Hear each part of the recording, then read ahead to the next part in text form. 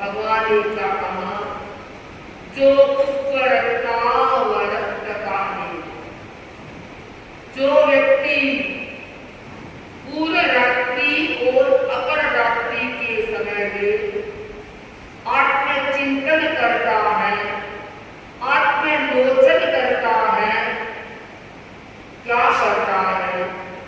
भगवान से पूछा गया, भक्ति अर्धरात्रि का जो समय है वो आत्मचिंतन के लिए है, पर हमें कौन सा आत्मचिंतन करना चाहिए? भगवान ने कहा, किम में कर्म किंचन किच्छ शेषम किम सक्कर्णी जब न समायामि। हे भक्तप्राणियों, आत्मचिंतन करना कि मैं कर्म इस लोक में आकर के मैंने अपने लिए क्या किया है, क्या करना शेष रहा है, और ऐसा कौन सा काम है जिनको हम कर सकते हैं पर करते नहीं। अगर कोई ये आत्मचिंतन करता है तो वह व्यक्ति निश्चित रूप से अपनी लिए काम कर सकता है, क्योंकि मैंने चिंतन किया कि मैंने 84 लाख योनि में भटकते भटकते इस मनुष्य जन्म को प्राप्त किया है, और यह मनुष्य जीवन है वो 4 गतियों में दुर्लभ है, तो क्यों नहीं मैं इस मनुष्य जीवन की सार्थकता को जीवन जीऊं।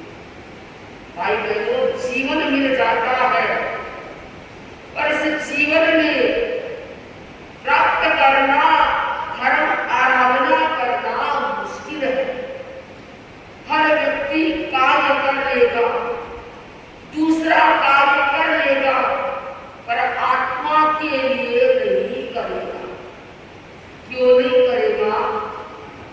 प्रमाद है, आलस्य है, और क्या चिंतन आता है?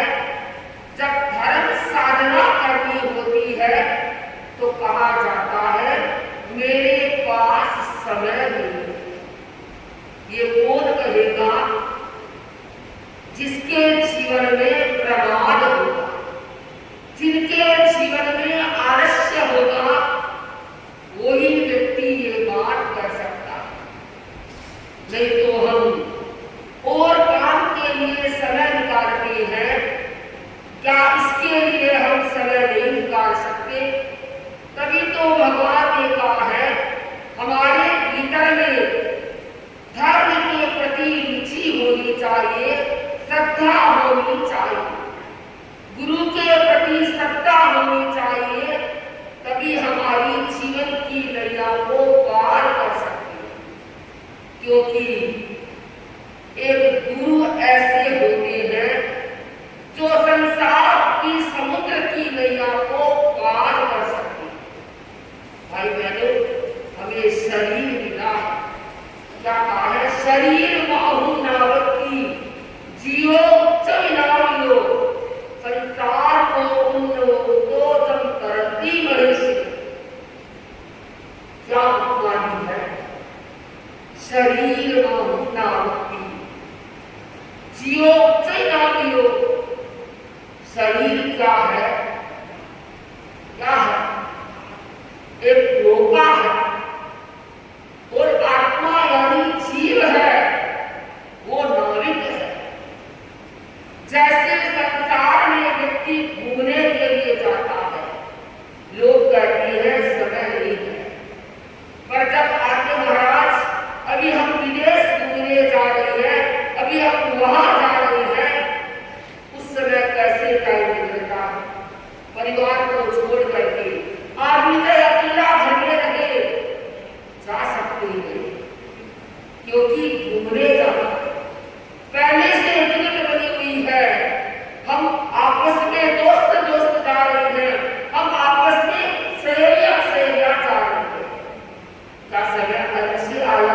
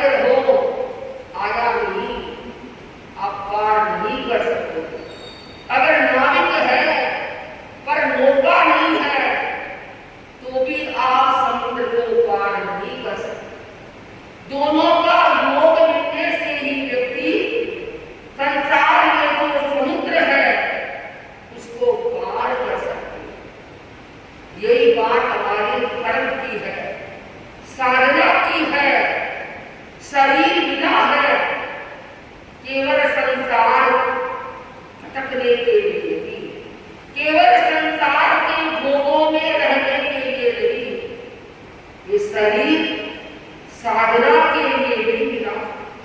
हम साधना करेंगे, यह भव सुधरेगा, आगे का भव सुधरेगा। नहीं तो भाई बहनों यही भटकते रह जाते।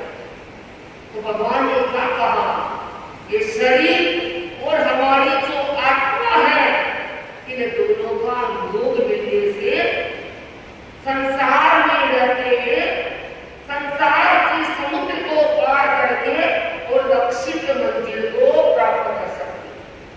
पर ये कब होता है? जब भीतर में श्रद्धा होती है, जब भीतर में गुरु के प्रति आस्था होती है। मुझे प्रसंग याद आ गया कि गुरु के प्रति भक्ति होती है, आस्था होती है, वो व्यक्ति मौका को पार कर जाता है, क्योंकि गुरु हमारे इस नैया के पतवार होते हैं, नैया को खेवनहार होती है, वही हमारी नैया को पार लगा सकता। आपने साहित्य अनुभव किया होगा, जानते भी होंगे, मुझे पता नहीं। हनुमान जी का उदाहरण आता है। हनुमान राम भक्त थे, सब जानते हैं। और आप लोग हनुमान जी के जाते हो, पर कभी ध्यान दिया होगा, हनुमान जी की फोटो है लगाई, जो भी है वो पूरी क्या है, उसे क्या बोलते हैं, सिंदूर से पूरी लगी हुई होती, ऊपर से लेकर के नीचे। क्यों रखी है?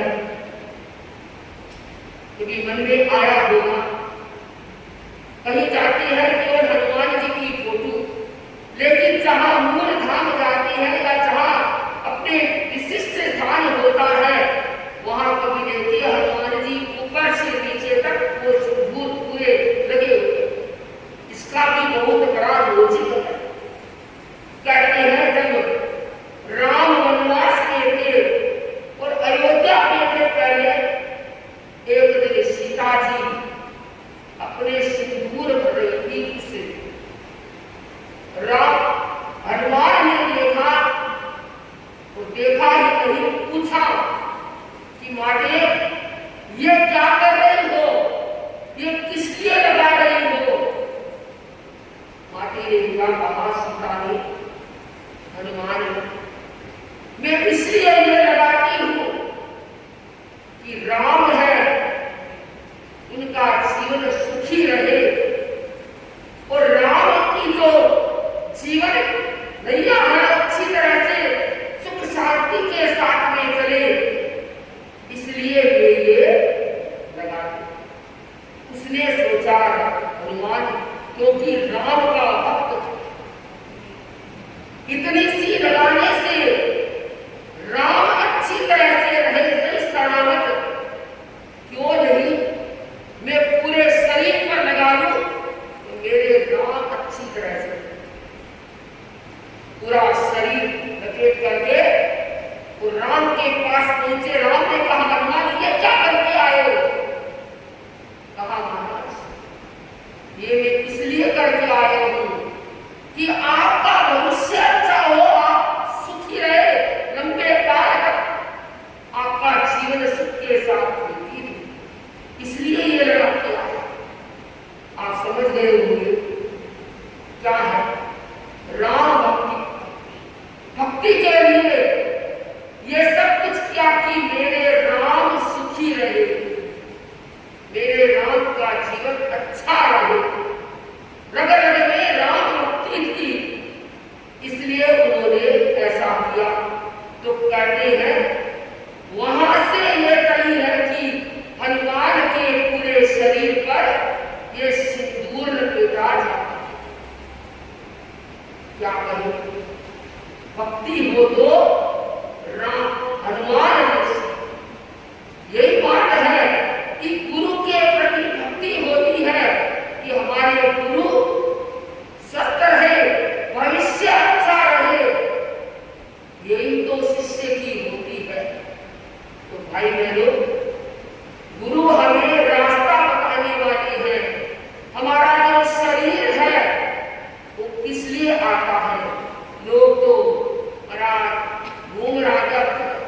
शरीर बहुत दर्द है। जहां घूमने गए वहां तो पूरे दिन घूमते रहे और यहाँ आते ही ये हाथ दुखे, पैर दुखे, ये दुखे। ये तो है जब काम नहीं होता है तो दुखना, और अभी में जाना होता है तो करे बेड पर है उठ करके चले गए। जाना है वहां जाना जरूरी है। अरे ठीक नहीं है तो जरूरी था। जब मेरा शरीर काम का नहीं है तो कहीं भी जाना हो मैं जा नहीं सकती। पर भाई बहनों ये तो सबसे बड़ी हमारे मन की कमजोरी।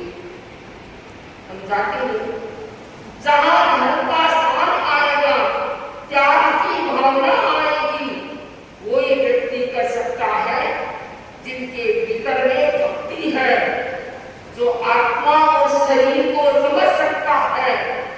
वो ही व्यक्ति समय होते ही काम पड़ा नहीं, कुछ भी हो जाना है तो जाना है।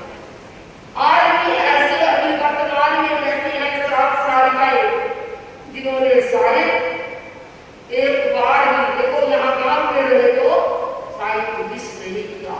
मेरे पास नाम लोग जाऊंगी उस दिन उल्लेख करके जाऊंगी मैं, क्योंकि आंखों से पता चलता है कौन व्यक्ति है वो ऐसे आना पानी नहीं कर रहा, समय को नहीं, टाइम को नहीं देख रहा है, वो को नहीं बहाना मत।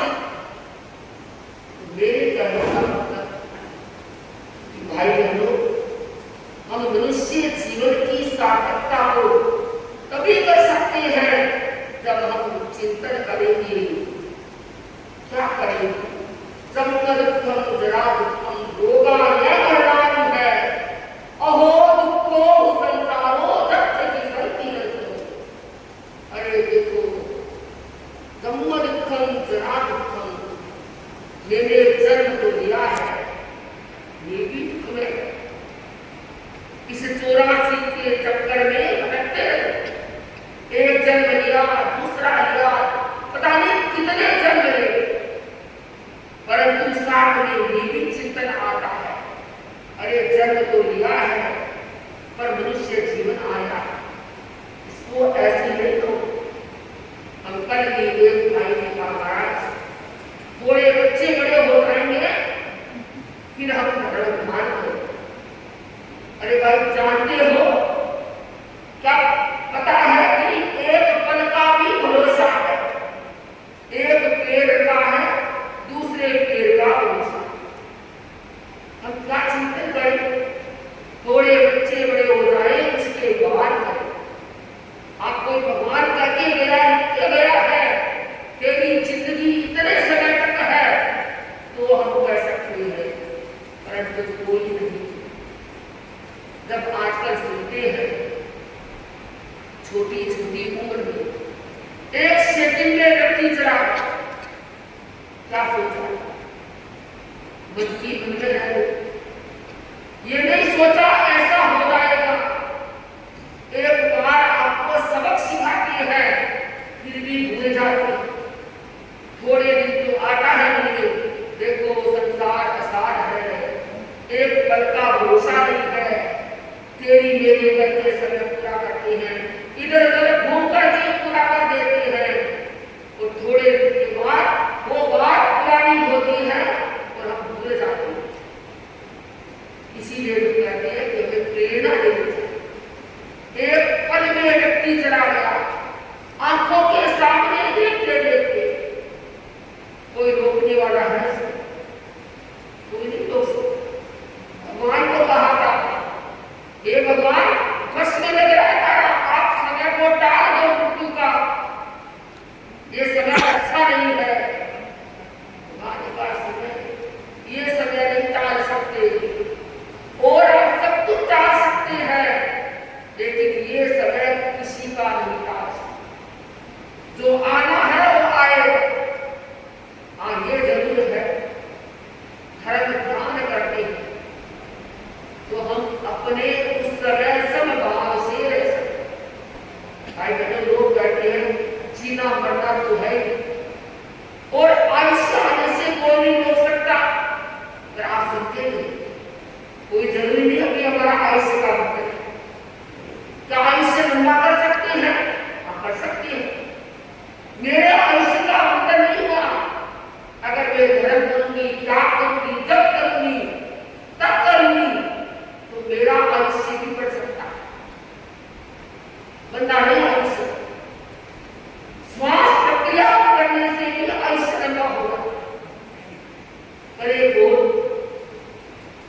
क्यों नहीं होगा? धर्म आराधना करें, विवेक प्रमादे नियति कर्म निषाद भाग्य सब कुछ हम बदल सकते हैं इन चारों की क्रिया करने से। भाग्य को भी बदल सकते हैं। कैसे? पुरुषार्थ करो। लोग कहते हैं जो लिखा है वही होगा, इस लिखे को भी बदल सकते हैं। आज की रेखा है उसको भी परिवर्तन कर सकते हैं। क्यों कर सकते हैं? अभी मेरे भाग्य में ये लिखा है, लेकिन मैंने पुरुषार्थ किया, श्रम किया, नियति पर नहीं रहे, उसको भी हम परिवर्तन कर सकते हैं।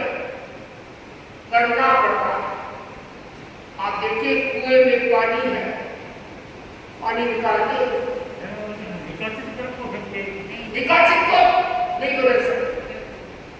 निकाचित करना है उसको तो भोगना ही पड़ेगा। देखो मैं आपको काम बताऊंगा आपको। काचर का कौन था? कौन था?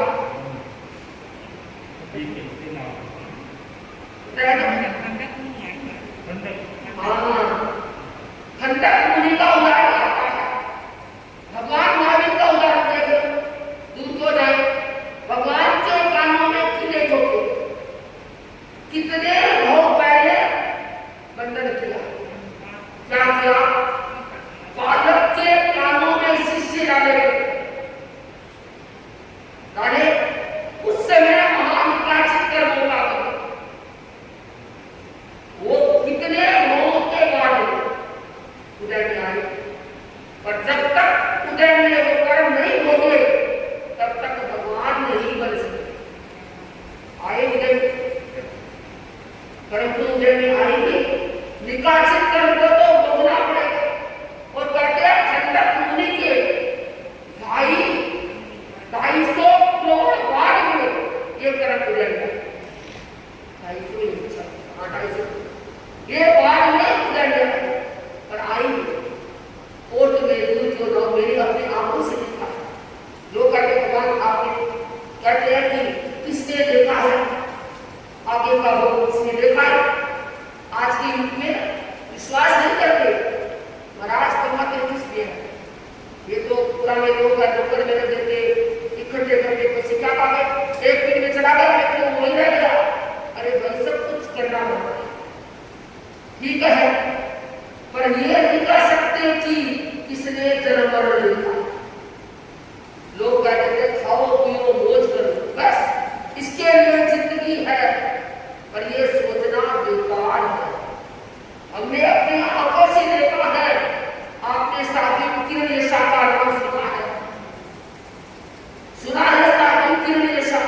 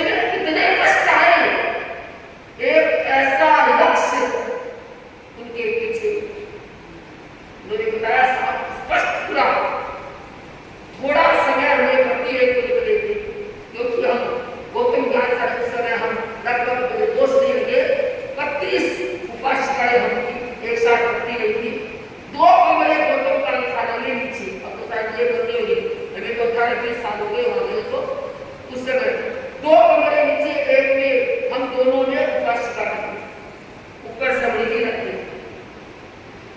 तो अध्ययन भी चलता और हम आपस में बड़ा बहुत अच्छा थोड़ा समय हमें वहां भगवती है तो छोटे थे, मेरी 15 साल की भर्ती हो गई और ऐसा समय आया कि उनकी बेटी में कपड़े रखे हुए नीचे सबसे नीचे साड़ी वो पूरी खून से। अब देखो यहाँ से वो यक्ष खड़ा उपद्रव हो कभी याद होते कि यह निकाचित कर्म साक्षात देख रहे, आंखों से देखा, कानों से सुना, लोग तो सुनकर के हमने आंखों से देखा।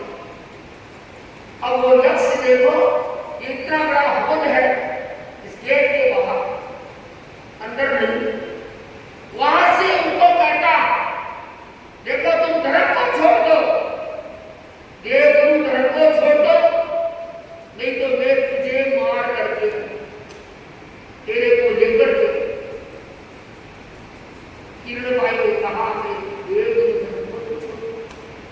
भाई बहनों आप ध्यान देंगे ये लोग जो करते गुरु की शक्ति हो उनके सामने जोर दो, एक तपस्या, एक जप और एक गुरु की शक्ति, इनके सामने ये जो नीचे जाति के देव होते हैं उनकी ताकत कम चलती है।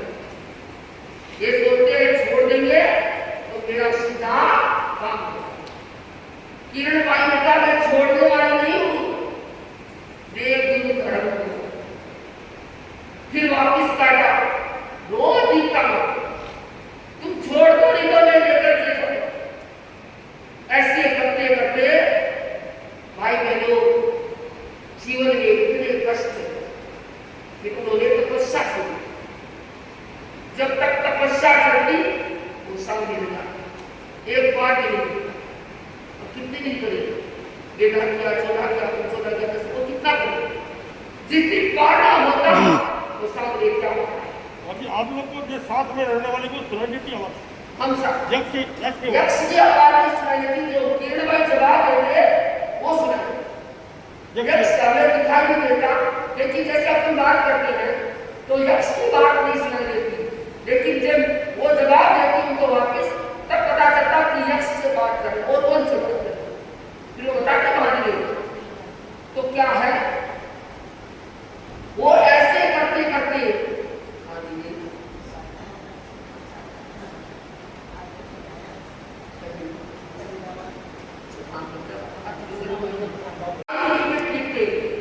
जैसे रोज की दिनचर्या, रोज का वो लिखते और आप देखिए पूरी डायरी उसके ऊपर की फोटो लगी। जिस दिन डायरी लिखते रखते उसका डायरी जली, केवल फोटो को कोई ताकत नहीं की जला सकती, डायरी जल जाती। लिखने नहीं देते उनको, कपड़े उनको पहने हमारे पहना दो, पूरे देते उनको तो जला देना, उनके कपड़े पहने वो जला देते, कभी कपड़ा जलाता, कभी कागज जलाता, कभी कुछ जलाता। ऐसे करते करते अनेक कष्ट, वापिस विलासी पाड़ा उनके परिवार के गांव, उनको विलासी पाड़ा में भेजा गया।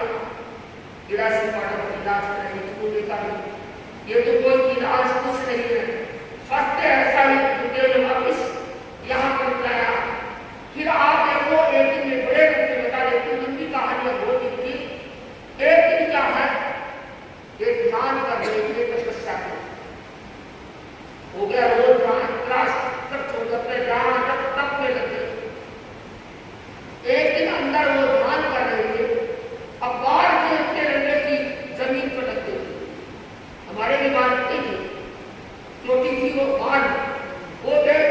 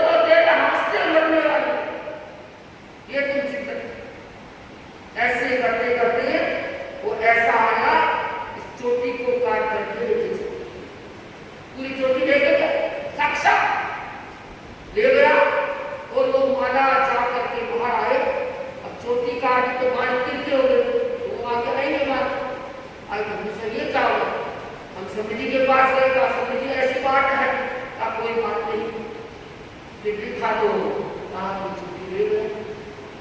7 दिन के बाद वो चोटी वापिस गोदी में गिरा करके चला। अब एक दिन का है और एक दिन वो कमरे में अपना माना चेक करे कि भाई मैंने उस समय है वही बात लगा देंगे गोदी में फेंकियो नहीं बचे बाद में मेरे पास सारो जब तो शक्ति लगा दे तो लगा के वही सिर में लगा और उसी समय देखो इतने कांच के पत्थर के इतने बड़े बड़े पत्थर उनके ऊपर पर कभी नदी नहीं होती। इतने हमने हाथों से उठाए कोई कहते पत्थर उठाए हैं कांच की जो मूर्तियां उनके कांच उठाए हैं और देवलोक के बाद एक हफ्ता हमने वो पेटी में सारे संभाले था उसके बाद पानी हो गया क्या करें देवलोक के बाद।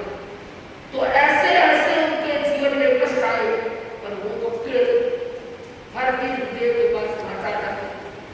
अब आप देखिए एक दिन का है क्योंकि उस समय हमें छूट थी हम रखते थे सिंगोड़े चिटकी मिश्री चूरी ये जो चूरी के बनाते ना 5-6 चीजें हमें छूट थी उपास करके रखते दोपहर में भूख लग जाती तो खा लेते। हमारे क्या 32 बहनी में एक साथ सारा करते रहते एक बेटी जैसे इतना बड़ा मान इसमें सबके विधान के डाल देते इतना बड़ा मान में सबके इकट्ठे चिटकी डाल देते मिश्री सब एक करते रहते।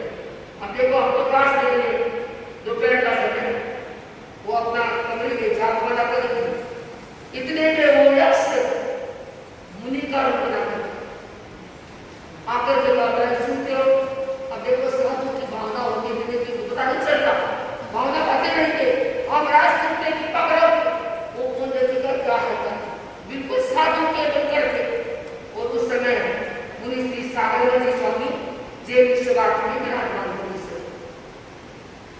तो अब वो संत आए उन्होंने पूरी पेटी कोई भावना की तो सबसे पहले वो विदाम माना विदाम माना महाराज कृपा कराओ उन्होंने पत्र रखा उन्हें पूरा विदाम लेकर के चले गए। 5 मिनट के बाद इसको बात होगी अरे अपने महाराज में इतना विदाम नहीं दिखाते नहीं एक डब्बा में विदाम कौन ले जाए वो न हो यक्ष। जब आगे पता चला स्वामी जी ने दो उपासकों को संतों के पास भेजा दोपहर के समय पूछ गया महाराज कोई आए कि ना 2 उपासिकाएं गई महाराज से महाराज का स्थापन की समझ इस टाइम क्यों आए दोपहर में महाराज कोई संत आगे कोई संत नहीं आया वहां पर पता चला कि वो यक्ष आया था तो वो चला सच में लेके गया वापिस नहीं दिया विधान भाई दुर्गा लेके चला गया। फिर पता चला कि अब ध्यान रखना कोई भी आए तो देव माया होगी यक्ष वही देव है उनके पैर धरती पर नहीं होगी ये ध्यान रखना। आंखें है वो टपकेगी नहीं थकेगी नहीं स्थिर रहती है इनकी आंखें बिल्कुल ऐसे ये निशानी है। भाई बहनों आप लोगों के पास जाएगा ध्यान देना देवता आते ना मांगते हैं अरे देखो कौन है हम नहीं कहते रोटी एक्सवाइज कोई चीज मांगने के लिए आए देना नहीं। अगर आपने वो चीज दिया है वो मानो मेरे जीवन में वो चीज कभी रहेगी नहीं वो खत्म हो जाए और कोई आपको लेकर के जाए आराम से ले लो चाहे आपको एक लकड़ी की दे दे लेना अच्छा है इसमें मानो माल है पर देना मात्र। तो किरण भाई के जीवन में अनेक कष्ट आए पर भाई बहनों उनके हाथ से नहीं चली ये लोग नहीं थे। फिर उस समय गुरुदेव दिल्ली गिरा गए थे चातुर्मास गुरुदेव का दिल्ली था और गुरुदेव उन्होंने अर्ज करवाई गुरुदेव संतारा करना है और मुझे दीक्षा लेनी है। गुरुदेव ने कहा कि एक बार खन्ना जी है विवाह हमारे में गुजरती कौन सा विवाह पर है तुम वहां रसूल करो। उस टाइम मुझे शांता में सत्संगता में थे तो वहां पर दर्शन के लिए गए। भाई बहनों वहां देखो यक्ष के साक्षात जैसे बैठे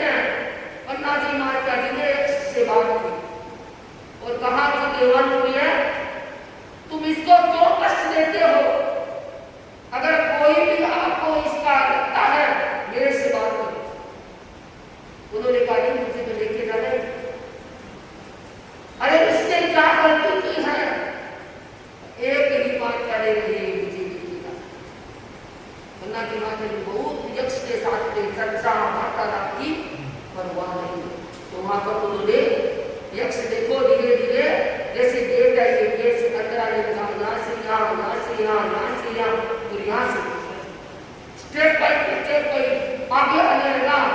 लेकिन किरणमय ने कहा सोच लेना तेरे हाथ से मरने वाले नहीं। वो सोचता कैसे नहीं बने, पर वीरांगना ऐसे नहीं बनती। भाई बहनों, जैसे ही वो नजदीक आया गले पकड़ने लगा, उन्होंने कहा मुझे जिंदगी भर खाने पीने का पानी पीना जरूरत त्याग है। संधारा किया तो इसका हाथ जैसे था उछाल वैसा का वैसा हाथ है, ताकत नहीं चली, कुछ नहीं हुआ। संधारा कर दिया। उसके बाद में विश्वभारत में हमारे वहां आ गए।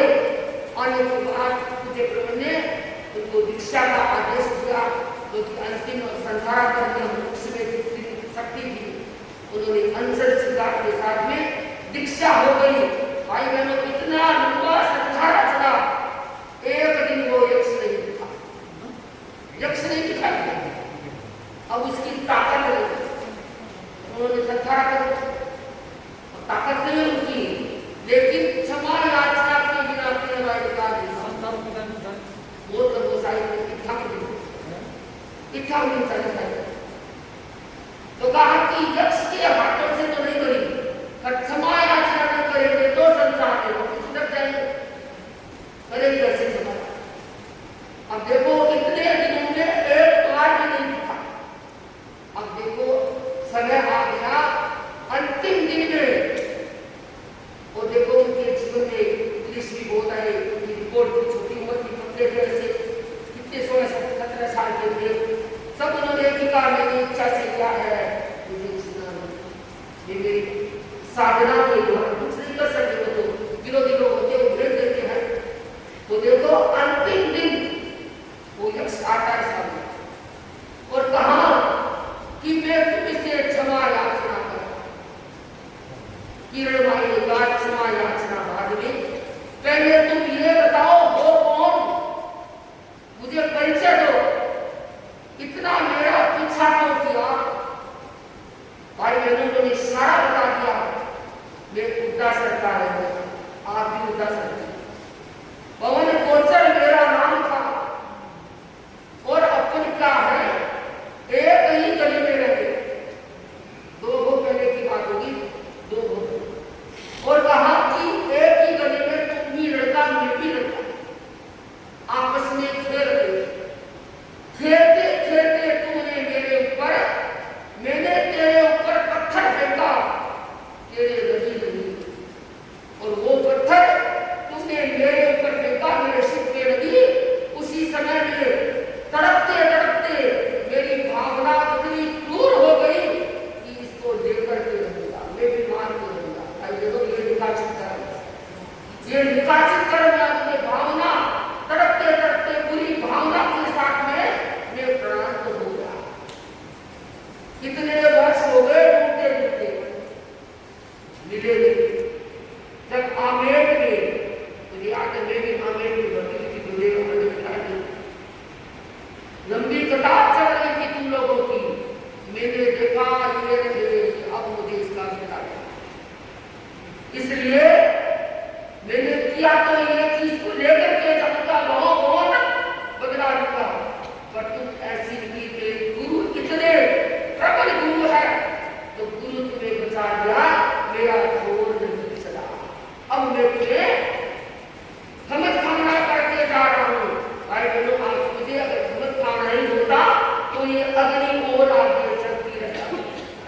वो समझ खाना कर लिया, बात वही समाप्त हो गई। तभी लोग कहते हैं हमें समझ खाना कर देना चाहिए। किसी के साथ इतना भी हो जाए, थोड़ा वक्त भी, अंतर दिल से, ऊपर से नहीं, अंतर दिल से। अब सामने वाला करे तो ठीक, नहीं करे हमें क्या लेना देना है, मेरा तो जीवन सफल हो जाएगा, नहीं तो मैं इस अग्नि में जलती रहूंगी, भटकती रहूंगी।